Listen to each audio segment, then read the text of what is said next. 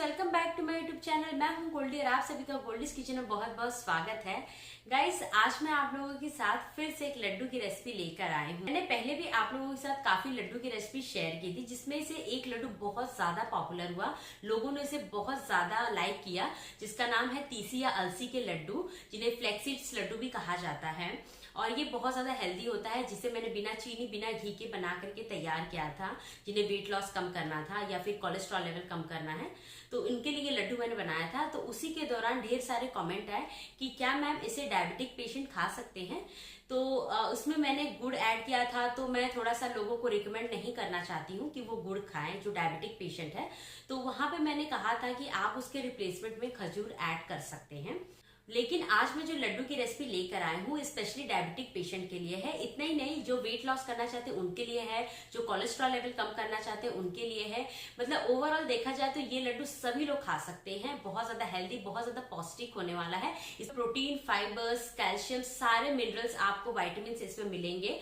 बहुत ज्यादा हेल्दी होगा और सिर्फ 2 चम्मच घी से हम इसे बना करके तैयार करेंगे। तो आइए चलते हैं अपने किचन में, जल्दी से इस रेसिपी की शुरुआत कर लेते हैं। अगर आपको ये वीडियो अच्छा लगे तो आप मेरे वीडियो को एक प्यार सा लाइक जरूर दीजिए। अगर आप मेरे चैनल पे नए हैं और अभी तक आपने मेरे चैनल को सब्सक्राइब नहीं किया है तो जल्द से मेरे चैनल को सब्सक्राइब करें। बगल में छोटा सा बेल आइकन उससे प्रेस करना बिल्कुल ना भूलें, ताकि आने वाले मेरे नए नोटिफिकेशन आप तक सबसे पहले पहुंचे।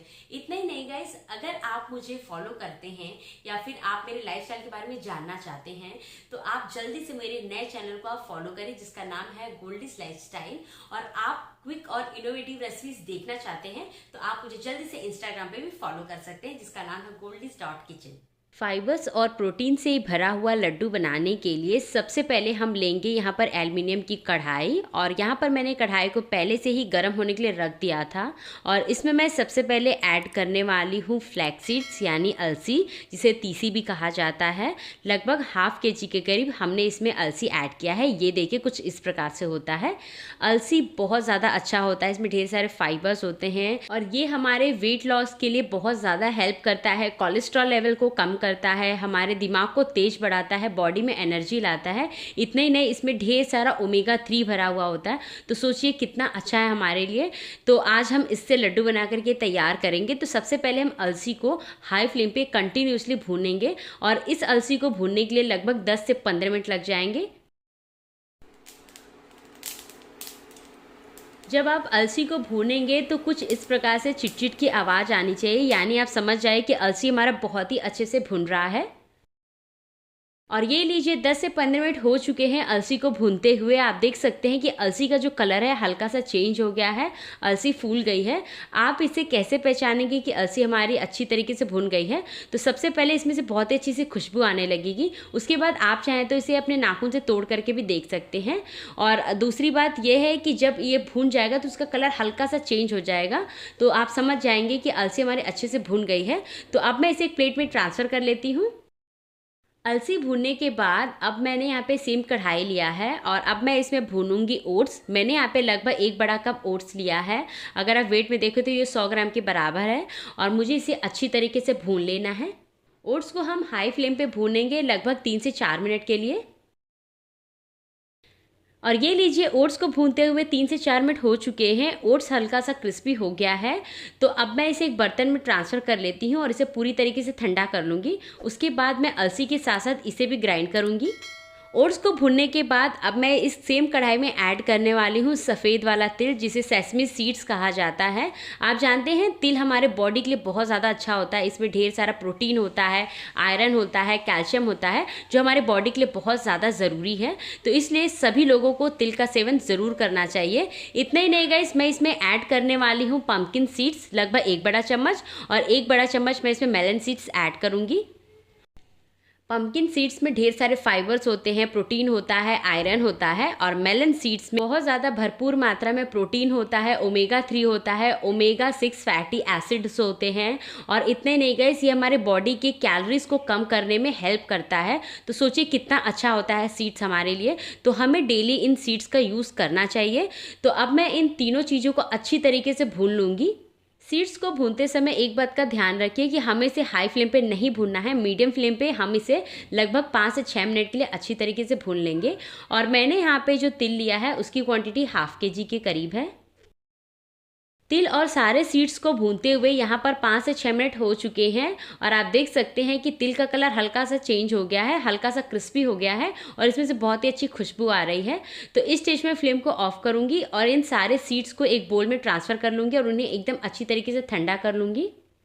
और अब मैं इस सेम कढ़ाई में ऐड करने वाली हूँ मखाना। मखाना को भी हमें अच्छी तरीके से भूनना है, एकदम क्रिस्पी करना है और इन सभी चीज़ों को हम बिना घी के ही भून रहे हैं। मखाना बहुत अच्छा होता है, इसमें ढेर सारे कैल्शियम होते हैं, प्रोटीन होता है जो हमारी बॉडी के लिए बहुत ज़्यादा अच्छा होता है। तो हमने यहाँ पे लगभग 60 से 70 ग्राम के करीब मखाना लिया है और इसे अच्छी तरीके से क्रिस्पी होने तक भून लेना है। और ये लीजिए, मखाने भी हमारे बहुत ही अच्छे से क्रिस्पी हो गए हैं। इन मखानों को भूनने के लिए मुझे लगभग 7 से 8 मिनट लगे हैं और मैंने इन्हें मीडियम टू हाई फ्लेम पे अच्छी तरीके से भून लिया है। ये देखिए, अगर आप इस तरीके से इसे क्रश करेंगे तो बहुत ही आसानी से ये टूट जाएगा। तो आप समझ जाइए कि मखाने हमारे बहुत ही अच्छे से क्रिस्पी हो गए हैं। तो अब मैं इन्हें भी एक बर्तन में ट्रांसफ़र कर लूँगी और अच्छी तरीके से ठंडा कर लूँगी। मखानों को भूनने के बाद अब मैं फिर से सेम कढ़ाई में ऐड करूंगी पॉपी सीड्स यानी कि खसखस, जिसे पोस्तो भी कहा जाता है। लगभग हम इसमें 50 ग्राम के करीब पोस्तो के दाने ऐड करेंगे और इन्हें भी मैं लगभग 3 से 4 मिनट के लिए अच्छी तरीके से भून लूँगी। और ये लीजिए, पोस्तो के दाने हमारे बहुत ही अच्छी तरीके से भून गए हैं, इनका कलर हल्का सा चेंज हो गया है। तो अब मैं इसे एक बोल में ट्रांसफ़र कर लूँगी। पोस्तो भूनने के बाद अब मैं फिर से सेम कढ़ाई लूँगी और इसमें ऐड करूँगी 1 बड़ा चम्मच के करीब घी। और अब मैं इसमें ऐड करूंगी दलिया। लगभग 1 कप के करीब हमने यहाँ पे दलिया लिया है। वेट में देखिए तो ये लगभग 100 से 150 ग्राम के बराबर होगा। और दलिया डाल करके हम इस दलिया को अच्छी तरीके से भूनेंगे तब तक जब तक इसका कलर हल्का सा चेंज नहीं हो जाता है और ये हल्के से फूट नहीं जाते हैं। तो हम इसे लगभग 5 से 7 मिनट के लिए अच्छी तरीके से भूनेंगे मीडियम फ्लेम पे। दलिया में ढेर सारे फाइबर्स होते हैं तो इसलिए मैंने इस लड्डू में इसे ऐड किया है। और ये लीजिए, दलिया हमारे बहुत ही अच्छी तरीके से भून गए हैं। ये देखिए, मैंने पहले भी बताया था ये हल्के से फूट जाएंगे और हल्की से क्रिस्पी हो गए हैं। तो इसे भी मैं एक बर्तन में ट्रांसफ़र कर लेती हूँ और अच्छे तरीके से ठंडा कर लेती हूँ। दलिया को भूनने के बाद अब मैं फिर से सेम पैन लूँगी और इसमें ऐड करूँगी ग्रेट किया हुआ कोकोनट यानी कि सूखा नारियल, जिसे मैंने अच्छी तरीके से कद्दूकस कर लिया था।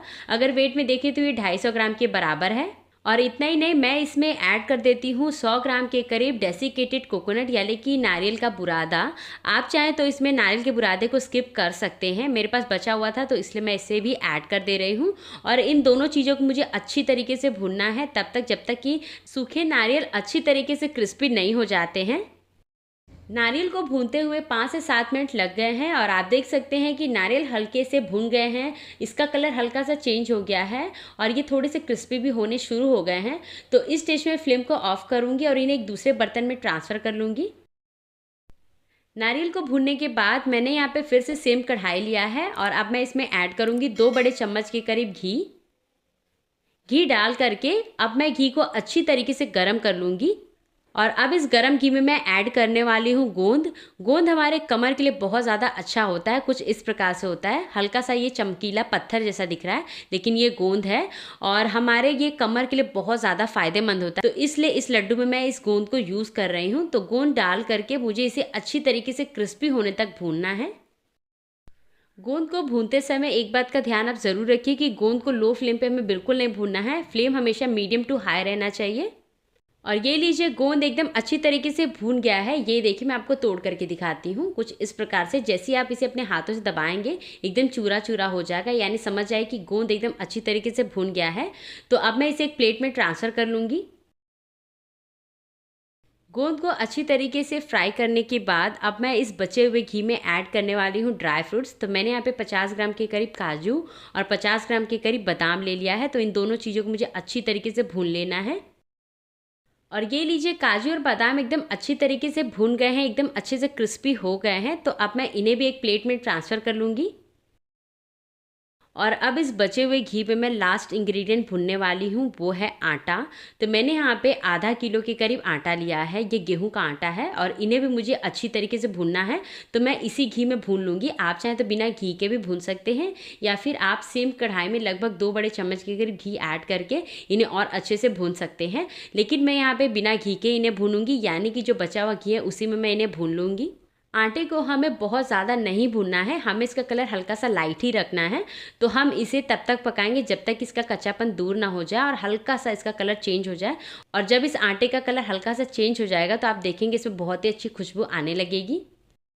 और ये लीजिए, गेहूं का आटा हमारा अच्छी तरीके से भून गया है। इस आटे को भूनते हुए लगभग 20 से 25 मिनट लगे हैं और आप देख सकते हैं बहुत ही अच्छे से ये भुना है, इसका कलर भी हल्का सा चेंज हो गया है। तो अब मैं इसे भी एक बर्तन में ट्रांसफ़र कर लूँगी और जल्दी से हम नेक्स्ट प्रोसेस पे चलते हैं। गेहूं का आटा भूनने के बाद अब मैं जल्दी से गुड़ की चाशनी बना लेती हूँ। तो मैंने यहाँ पे पुराना गुड़ लिया है। पुराना गुड़ डायबिटिक पेशेंट के लिए बहुत ज़्यादा फ़ायदेमंद होता है। तो लगभग हम यहाँ पे 1 किलो के करीब गुड़ लेंगे और मैंने यहाँ पे गुड़ को अच्छी तरीके से तोड़ करके इस कढ़ाई में ऐड कर दिया है। तो मुझे इसे अच्छी तरीके से मेल्ट करना है। तो सबसे पहले मैं इसमें लगभग आधा गिलास के करीब पानी ऐड कर देती हूँ। यानी अगर आप मेजरिंग कप से देखें तो 1 कप हम इसमें पानी ऐड करेंगे। पानी डाल करके हमें इसे तब तक पकाना है जब तक ये अच्छी तरीके से मेल्ट नहीं हो जाता है और एक तार की जब ये चाशनी बनने लगेगी तब तक हम इसे पकाएंगे। तो हम यहाँ पे फ्लेम को मीडियम करेंगे और मीडियम फ्लेम पे हमें इसे अच्छी तरीके से पका लेना है। जब तक हमारा गुड़ का पाक रेडी हो रहा है तब तक मैं जल्दी से सभी चीज़ों को पीस करके मिक्स कर लेती हूँ। तो सबसे पहले हम गोंद को अच्छी तरीके से क्रश कर लेंगे। हमने यहाँ पे क्रश करने के लिए ग्लास का इस्तेमाल किया है, आप चाहें तो मैशर का इस्तेमाल भी कर सकते हैं या फिर आप इसे मिक्सर जार में ग्राइंड कर सकते हैं। और ये लीजिए, गोंद को हमने हल्का सा क्रस्ट कर लिया है। तो अब मैं इस गोंद को ऐड कर देती हूँ आटे के अंदर। तो मैंने यहाँ पे एक बड़े से परात में आटा पहले से ही ट्रांसफ़र कर लिया था और हल्का सा आटा ठंडा हो गया है। तो अब मैं इसमें गोंद को भी ऐड कर दूँगी। गोंद ऐड करने के बाद अब मैं इसमें पोस्तों के दाने को ऐड कर दूँगी और अब मैं इसमें रोस्ट किया हुआ नारियल भी ऐड कर दूँगी। और अब इस मिक्सिंग बोल में हम दलिया ऐड करेंगे जिसे मैंने पहले से ही घी में भून लिया था। आप चाहें तो इस दलिया को अच्छी तरीके से ग्राइंड करके भी इसमें डाल सकते हैं या फिर आप इसे स्किप भी कर सकते हैं। मैं इसमें खड़ाई ऐड करूँगी और साथ ही में अब मैं यहाँ पे ग्राइंड किया हुआ ओट्स भी ऐड करूँगी। ये देखिए, कुछ इस प्रकार से दरदरा ग्राइंड करना है। ओट्स ऐड करने के बाद मैंने यहाँ पे ड्राई फ्रूट्स को भी एकदम हल्का सा ग्राइंड कर लिया है। आप चाहें तो इन्हें बारीक बारीक काट भी सकते हैं। और साथ ही में अब मैं इसमें ग्राइंड किया हुआ तिल भी ऐड करूंगी जिन्हें मैंने पहले से ही रोस्ट कर लिया था। बहुत ज़्यादा हमें इसे ग्राइंड नहीं करना है, सिर्फ 1 से 2 राउंड हमें मिक्सर जार का चलाना है। ये देखिए, कुछ इस प्रकार से आपको मिक्सचर मिलेगा। तो इन्हें भी मैं इसमें ऐड कर दूंगी। और अब बारी है ऐड करने की मखाना।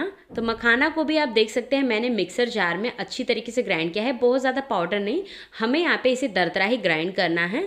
और साथ ही में अब मैं इसमें ऐड करूँगी अलसी यानी कि तीसी या फिर फ्लैक्सीड जिसे आप कहते हैं, उसे भी मैंने दरदरा ग्राइंड किया है। आप चाहें तो इन्हें एकदम पाउडर फॉर्म में भी ग्राइंड कर सकते हैं और या फिर आप इन्हें ग्राइंड करके अच्छी तरीके से चाल भी सकते हैं ताकि इसका स्किन निकल जाए। और अब बारी है इसमें कुछ नेचुरल स्वीटनेस बढ़ाने की। तो मैंने यहाँ पे लगभग 50 ग्राम के करीब किशमिश लिया है और साथ ही में आप देख सकते हैं 50 ग्राम मैंने खजूर लिया है और 10 से 12 मैंने यहाँ पे इलायची लिया है ताकि इसमें बहुत ही अच्छा फ्लेवर आए। आप चाहें तो जायफल का भी इस्तेमाल कर सकते हैं। और इन तीनों चीज़ों को मैं मिक्सर जार में डाल करके अच्छी तरीके से ग्राइंड करूँगी। और ये देखिए, कुछ इस प्रकार से हमें इन्हें ग्राइंड करना था और बहुत ही अच्छी इसमें से खुशबू आ रही है इलायची की। तो अब मैं इन सभी चीज़ों को तैयार के मिक्सचर में ऐड करूँगी।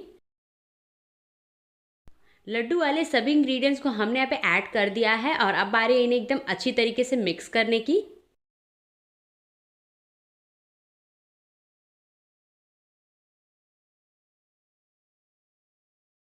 और ये लीजिए, मिक्सचर हमारा तैयार हो गया है। लड्डू बनाने के लिए मैं बीच में स्पेस बना देती हूँ ताकि तैयार की चाशनी हम इसमें ऐड कर सकें।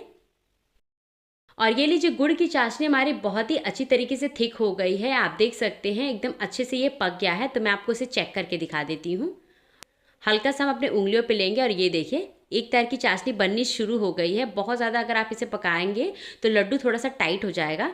तो इसी तरीके से हमें रखना है। तो इस स्टेज में फ्लेम को ऑफ कर लूँगी और इस तैयार की चाशनी को एक स्टेनर के थ्रू अच्छी तरीके से छानते हुए इस मिक्सचर में ऐड करूँगी। हम इसे इसलिए छान रहे हैं ताकि जो भी इस गुड़ में इम्प्योरिटीज़ हो वो बाहर निकल जाए। हम इसमें थोड़ा थोड़ा करके चाशनी ऐड करेंगे और इन्हें एकदम अच्छी तरीके से मिक्स कर लेंगे। पूरी चाशनी हमने इसमें ऐड कर दिया है और अब मैं इसे अच्छी तरीके से मिक्स करूँगी। मिक्सचर थोड़ा सा गर्म है तो मुझे इसे अच्छी तरीके से मिक्स करना है पहले। स्पैचुला से मिक्स करने के बाद अब मैं इस तैयार के मिक्सचर को अपने हाथों से अच्छी तरीके से मिक्स करूंगी और मिक्स करने के बाद मैं इसे अच्छी तरीके से इस तरीके से फ्लैट कर दूंगी और बीच में छोटा सा एक माउंटेन बनाऊंगी ताकि इसमें गर्माहट बनी रहे और लड्डू बनाने में हमें आसानी हो। और अब मैं अपने हाथों पे थोड़ा सा घी लगा लूँगी और जल्दी से लड्डू बना लेती हूँ। और ये देखिए गाइस, कुछ इस प्रकार से दबाते हुए हमें गोल लड्डू बना करके तैयार कर लेना है। और ये लीजिए, एक लड्डू हमारे बन करके तैयार हो गए हैं। ये देखिए, दिखने में बहुत ज़्यादा सुंदर है। तो मैंने एक प्लेट में रख लिया है। ये देखिए गाइस, बहुत ज़्यादा खूबसूरत हमारे लड्डू बने हैं, खाने में बहुत ज़्यादा टेस्टी हैं। तो इसी प्रकार से हम और भी लड्डू बना करके तैयार कर लेंगे। और ये लीजिए गाइस, प्रोटीन से भरपूर, फाइबर से भरपूर हमारे ये लड्डू बन करके तैयार हो गए हैं। तो आपने देखा इन्हें बनाना कितना आसान है। ये देखिए, बहुत बढ़िया हमारे लड्डू बन करके तैयार हुए हैं। दिखने में बहुत अच्छा है और खाने में बहुत ज़्यादा टेस्टी। तो इन सर्दियों के सीज़न में आप इन लड्डुओं को ज़रूर बनाइए और इन्जॉय करते हुए खाइए। इन्हें सभी लोग खा सकते हैं। इनफैक्ट डायबिटीज़ के पेशेंट के लिए मैंने इन लड्डुओं को बनाया है, तो वो भी इन्हें बहुत ही इंजॉय करते हुए खा सकते हैं। तो इस तरीके से लड्डू आप भी बनाइए और कॉमेंट सेक्शन में मुझे लिख करके बताइए कि आपको ये रेसिपी कैसी लगी। और हमेशा की तरह आपको ये वीडियो अच्छा लगे तो आप मेरे वीडियो को एक प्यारा सा लाइक ज़रूर दीजिए। अगर आप मेरे चैनल पर नए हैं तो जल्दी से मेरे चैनल को सब्सक्राइब करिए। बगल में छोटा सा बेल आइकन, उसे प्रेस करना बिल्कुल ना भूलें ताकि आने वाले मेरे नए नोटिफिकेशन आप तक सबसे पहले पहुंचे। Thank you friends, keep watching Goldy's kitchen. Bye bye friends, मैं जल्दी मिलूंगी आपको एक और नई इंटरेस्टिंग रेसिपी के साथ।